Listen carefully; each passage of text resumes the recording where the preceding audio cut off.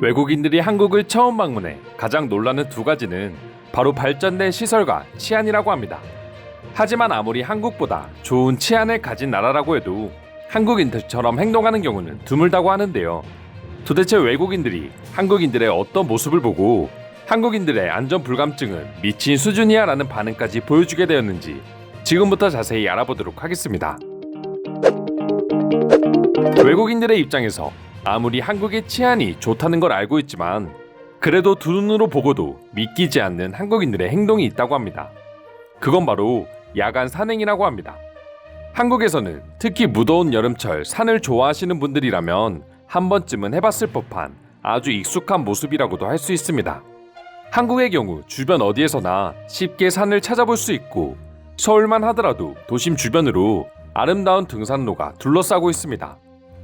인왕산이나 관악산, 그리고 북한산, 안차산, 남산 등 지역별로 언제든지 등산할 수 있는 곳들이 널려있는 수준이죠. 때문에 야간 산행을 위한 등산로도 아주 잘 구비되어 있다 합니다. 물론 한국에서도 설악산과 같은 산속 깊은 곳의 야간 산행은 위험하기도 하고 잘못했다가는 실종과 같은 큰 문제가 발생할 수도 있습니다.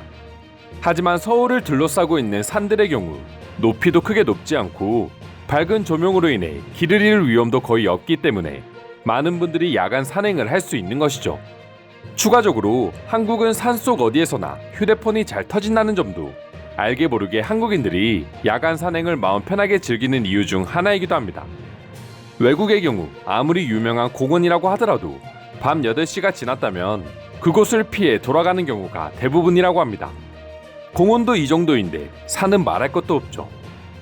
하지만 한국인들은 새벽 공원을 산책하는 것도 모자라 이제는 야간 산행까지 하는 모습에 당연히 외국인들은 경악할 수밖에 없다고 합니다. 때문에 처음에는 한국인들이 정말 안전불감증이 심하구나라고 느끼지만 막상 자신도 한국에서 야간 산행을 해보면 잊을 수 없는 감명을 받고 간다고 합니다.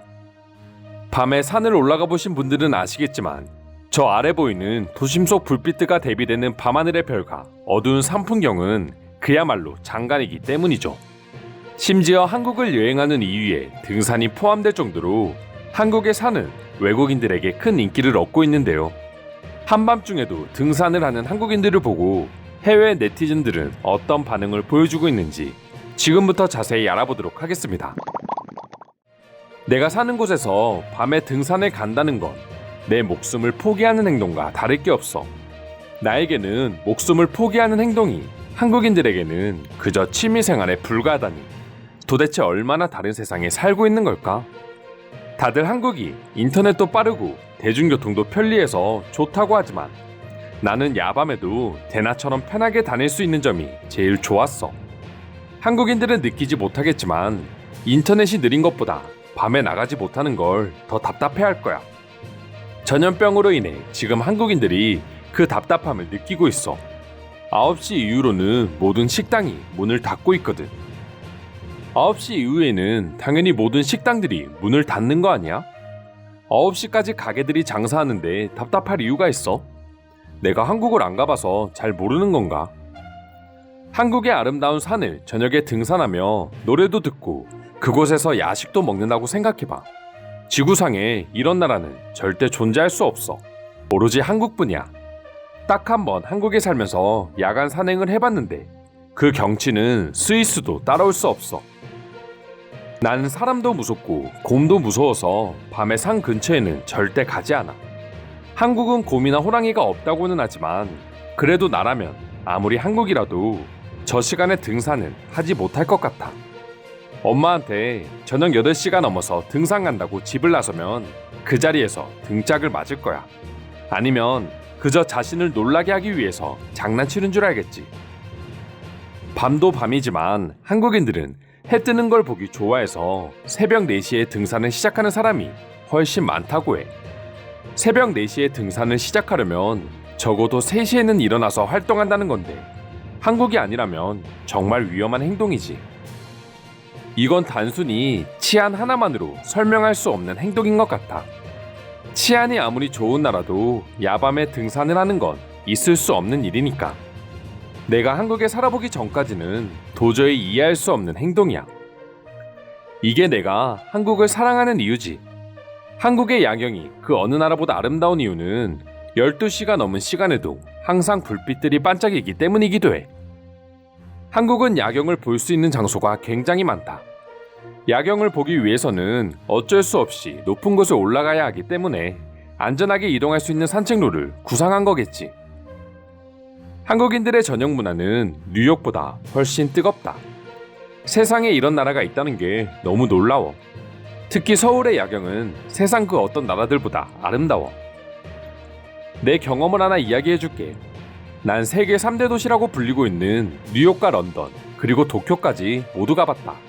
하지만 생각보다 시시했어.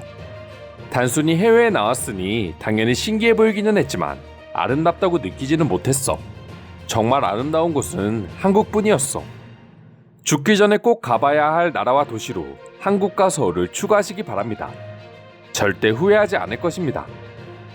저녁 7시만 되면 모든 도시에서는 소음이 사라지고 거리를 걸어다니는 사람은 아무도 없다. 그런데 한국은 모든 사람이 퇴근 후 길거리는 더 뜨거워진다. 더 놀라운 점은 범죄에 취약해지는 저녁 시간에 한국은 웬만해서 사건 사고가 터지지 않는다. 큰 사건이라고 해봐야 술에 취한 친구들끼리 오해가 있어 싸움이 나는 정도일걸.